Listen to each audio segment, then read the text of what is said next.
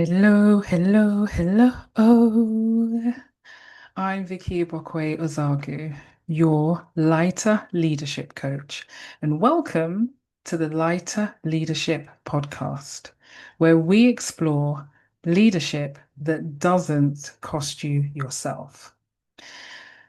And I've been sitting with a question recently, and not because I have the answer, because I don't in this moment, but it's because I realized I haven't been asking myself this question. And one of the things that has always mattered to me, whether I'm coaching, leading my dance company, Uchenna, facilitating workshops, or choreographing a new show, is that I want people to leave stronger than when they arrived. Yeah. I want you to leave stronger than when you arrived. I want you to be more confident, more connected, and more yourself, because I think that's the thing that is super important for each and every one of us.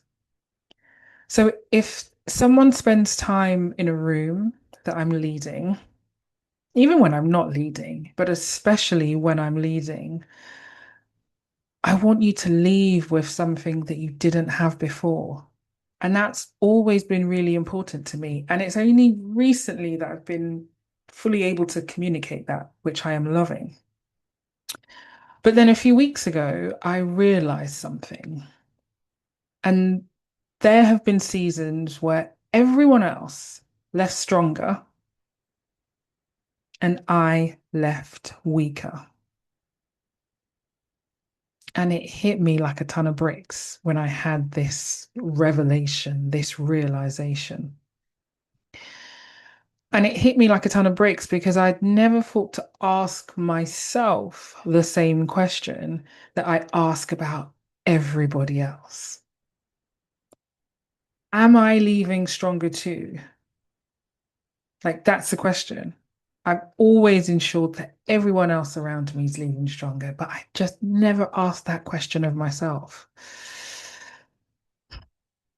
Now, for me, when this question shows up, it's when I'm in show mode in rehearsals because, it's an intense period.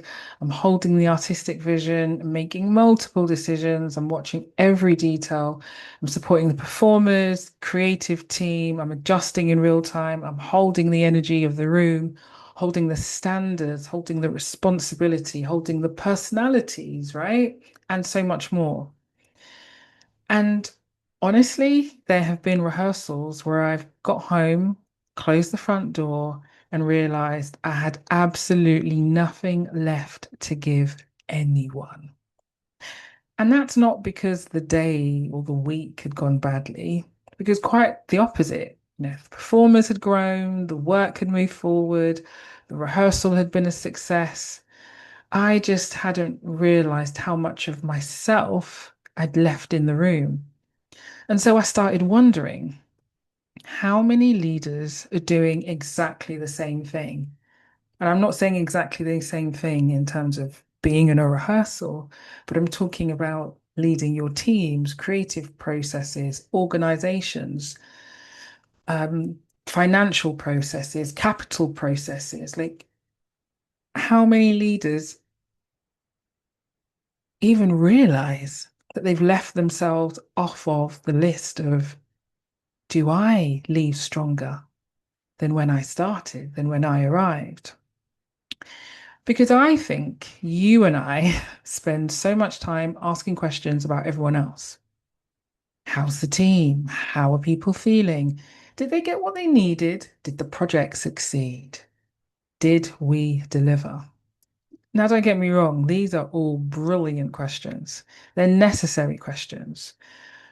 But there's another question I think you and I rarely ask, and that is, what is my leadership doing to me? How often have you asked yourself that? What is my leadership doing to me? And not because your leadership should be easy. We both know, right? Leadership is demanding. It asks a lot of you. It stretches you. It challenges you.